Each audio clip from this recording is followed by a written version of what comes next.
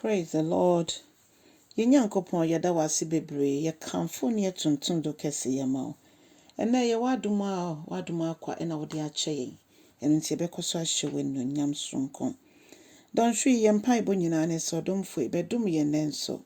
Na yente wasem ase ewo Yesu Kristo dimo.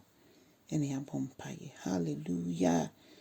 Odafo enenso mema wakwa abade bauti ase senjumede so. Ni afi akinkan sam ne 1Timothy woma etoso edikan etimienu baako ekosi 1Timothy woma edikan eti mienu baako kosi 9. Adofo mayenti Awurade asem.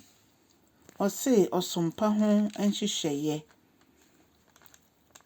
Na otre yen se me hyamo enne se de edikan ene se monsre emma afoforo mundi ma afoforo na mudi ma afoforo wia na fe made nyame ase ama omo ye kan sa na se ye niam bebre ye di ama obi a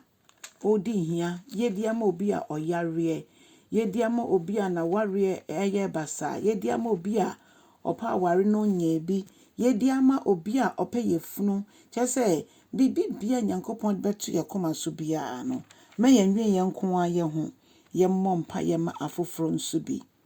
na afi wato aso aka che yen se mommompa ye ema ahemfo eni omo a omo di ade nyina omo a ye beka se oman ne show mansa omo a omo ena omo show man ne so nyina mommompa ye ema omo no sese ye bompa ye ma sankrofo ya yensu ye benya asomdwe ewo ya setinemu si ye bompa ye ma omo a omo ni Awurade na nso oman mo show mansa Awurade ankasa ohina koma kita ne nsem ti ono a onim ko be danda no no ama nipa ye wo mu ye benya asomdwe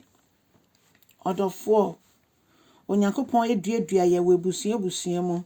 weduadua ye wa amayame mu weduadua wo mbia ye behu ne ekoso wo honom ne yetimi agina ya bompa ye ene ntini ye di ye ni hui ma ye mfa ya no nka keke ne mmomo no ye mfa nkompai bomu akukwa ekoso nya ye ni tua ya ye beka say enche ye ewo ye ni so eye Ukraine ene Russia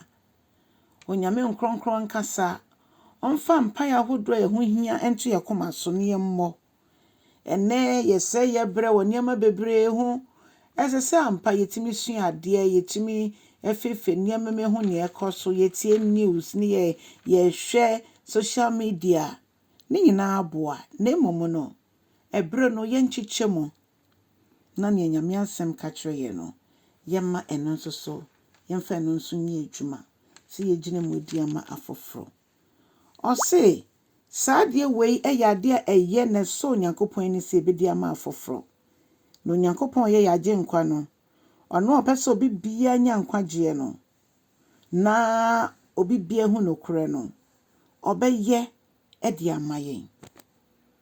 na ya manipa nyina ehu se ye wo nyame baako pe ntemniafo baako a ono ena ye wono enti osoma ne doba Jesus Christ e man be ye ntemginafo edi ma nipa ne Onyankopon ora Yesu a wodi sadwumedi amaye eni onyam kanedin ono ena wama ye nkwa